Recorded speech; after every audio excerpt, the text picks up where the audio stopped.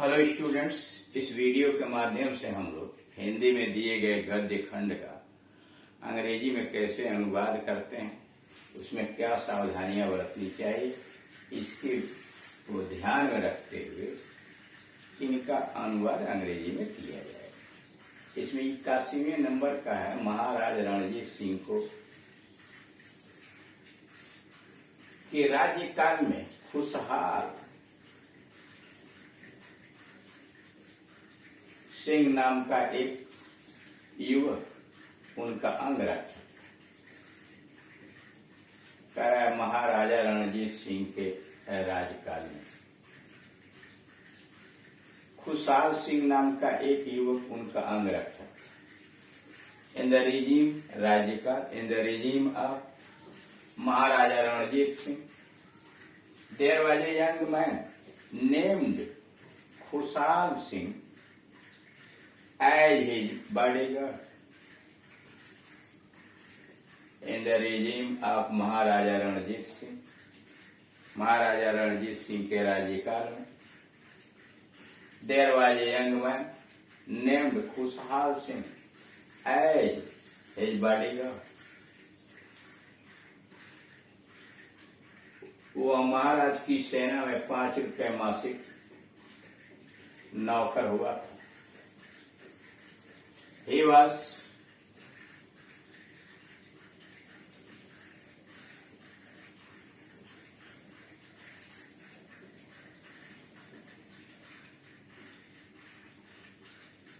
वह जाति का ब्राह्मण था। ही वॉज ब्राह्मण बाई कास्ट, वह जाति का ब्राह्मण। वह महाराज की सेना में 5 रुपए मासिक पर नौकर हुआ था।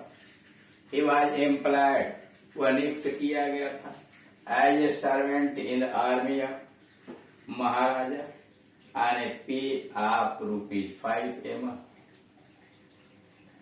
वह महाराज की सेना में 5 रुपए मासिक पर नौकर हुआ था। He was employed as a servant in the army of Maharaja on a pay of ₹5 a month. लेकिन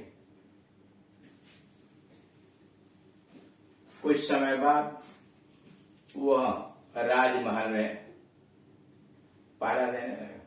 but after some times he became a watchman in the palace. But after some time he became a watchman in the palace. महल में पहरा देने लगा। एक दिन महाराजा रणजीत सिंह भेष बदलकर नगर की हालात देखने के लिए बाहर गए। एक दिन महाराजा रणजीत सिंह वेश बदलकर नगर की हालात देखने के लिए बाहर गए। वन डे एक दिन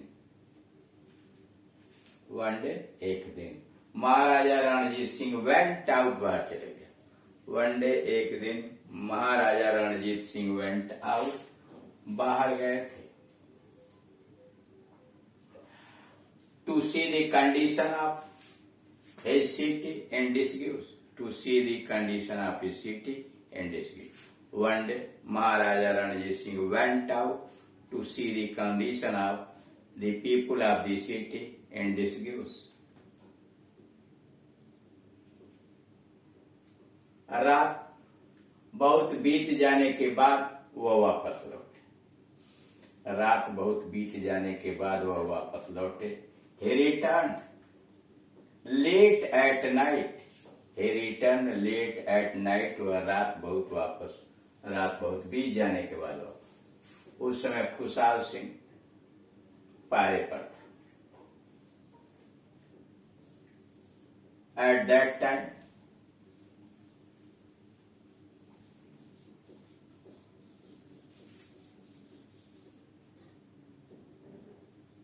खुशहाल Singh was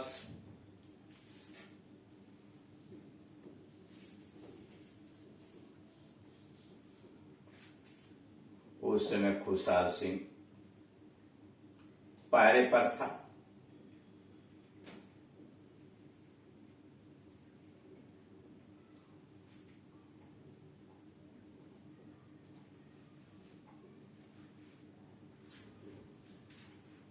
At that time, Kushal Singh was on the as a guard, पहरे पर था।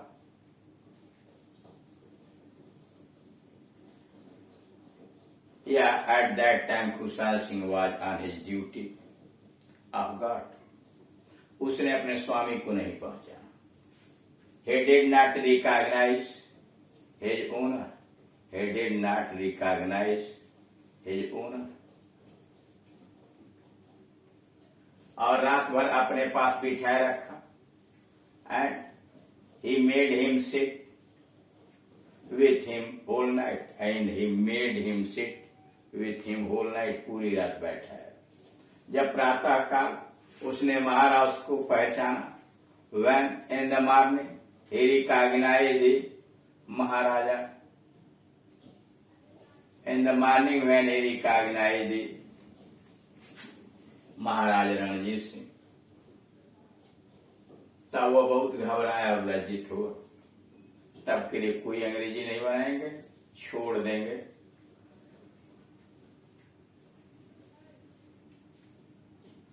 He became restless, वो बहुत घबराया, and ashamed और शर्मिंदित भी हुआ।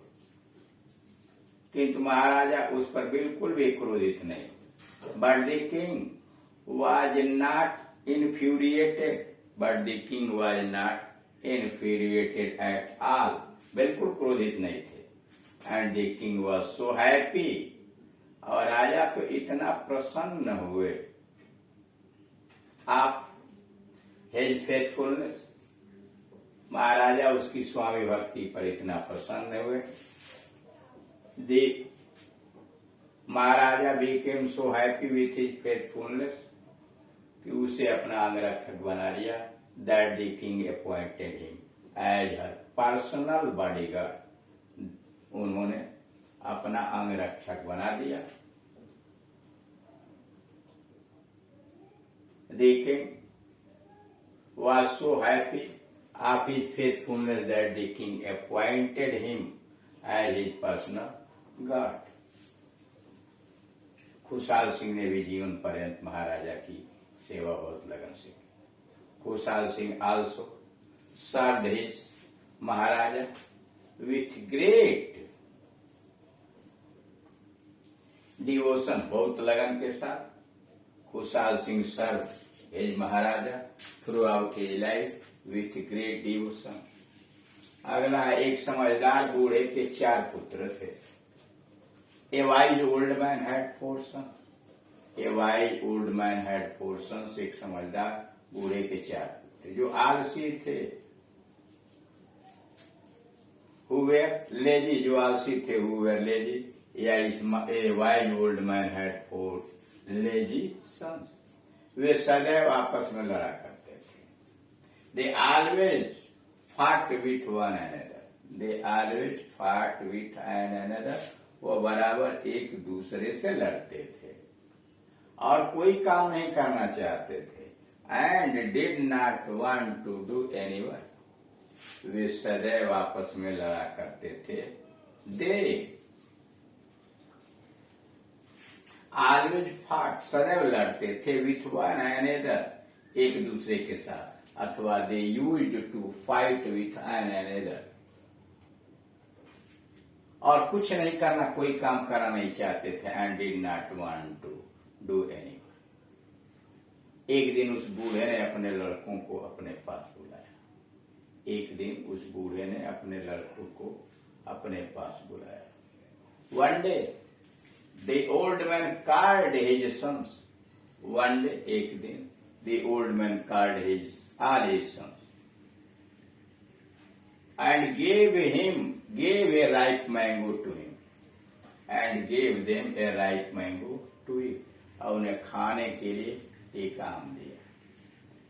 One day, एक दिन that old man called his sons, अपने पुत्रों को बुलाया and gave them a ripe mango to eat. आम को देखकर वे आपस में लड़ने लगे। Seeing the mango, आम को देखकर they began to fight with one another. Seeing the mango, आम को देखकर they started fighting with one another. प्रत्येक लड़का पूरा आम खाना चाहता था. All of them. All of them, उनमें से सभी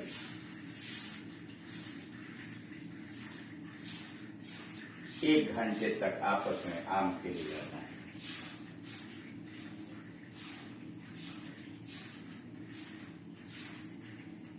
Seeing the mango, every son wanted to eat the whole mango. प्रत्येक लड़का पूरा आम खाना चाहता. Every boy wanted, या every son wanted to eat the whole mango. अतः वे सब एक घंटे तक उस आम के लिए आपस में लड़ते. So, all of them kept fighting for an hour, एक घंटे तक for that. So easily, they kept on fighting. वह लड़ाई जारी रखे for an hour, एक घंटे तक for that mango. As each of them wanted to eat the whole mango. क्योंकि उनमें से सभी पूरा आम खाना चाहते थे. As they wanted to eat the whole mango. अंत में एक बंदर वहां आया और उस आम को लेकर भाग गया.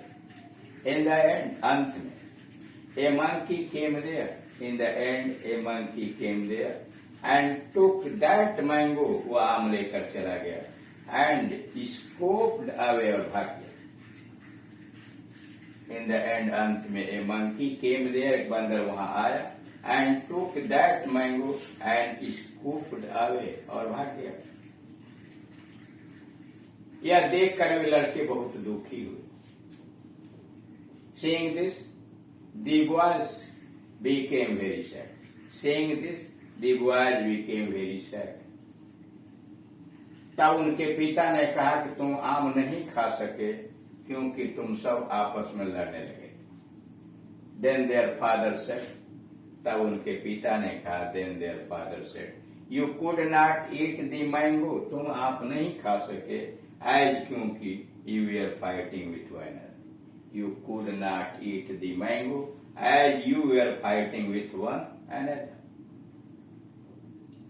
पिता की इस बात का बच्चों पर बड़ा प्रभाव पड़ा.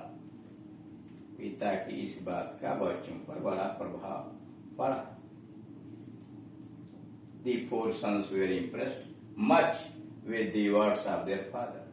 The 4 sons were impressed much with the words of their father. उन्होंने भविष्य में आपस में झगड़ा न करने का निश्चय किया. They decided not to fight in future. They decided not to fight in future. इस तरह से देख रहे हैं पैसेज के हिंदी से अंग्रेजी में अनुवाद करने के लिए विशेष सावधानी बरतनी चाहिए. सेंटेंस सिंपल हो सकता है, सेंटेंस कंपाउंड हो सकता है, सेंटेंस कॉम्प्लेक्स हो सकता है. और जब सेंटेंस कंपाउंड या कॉम्प्लेक्स में दिया गया हो तो विभिन्न प्रकार के कंजंक्शंस का प्रयोग भी वहां होता है. और उन कंजंक्शंस के साथ क्रिया का टेंस क्या लगाया जाता है, क्या उनका नियम है, ये सारी बातें दिमाग में बनाए रखते हुए तब अनुवाद को अंग्रेजी में करना चाहिए. साथ ही साथ सीक्वेंस ऑफ टेंसेस का भी ध्यान रखना चाहिए. यानी जो वाक्य लिखा हुआ है अगर उसकी पहली क्रिया पास्ट टेंस में दी गई है तो उसके साथ जुड़ी हुई क्रियाओं का टेंस भी बदल जाता है. यानी उस पर डायरेक्ट और इनडायरेक्ट का नियम लागू हो जाता है. ये सारी बातें ऐसे हैं. और इसके साथ को रिलेटिव यानी जोड़े में जो कंजंक्शंस प्रयोग किए जाते हैं उनका भी विशेष सावधानी बरतनी चाहिए. Thank you.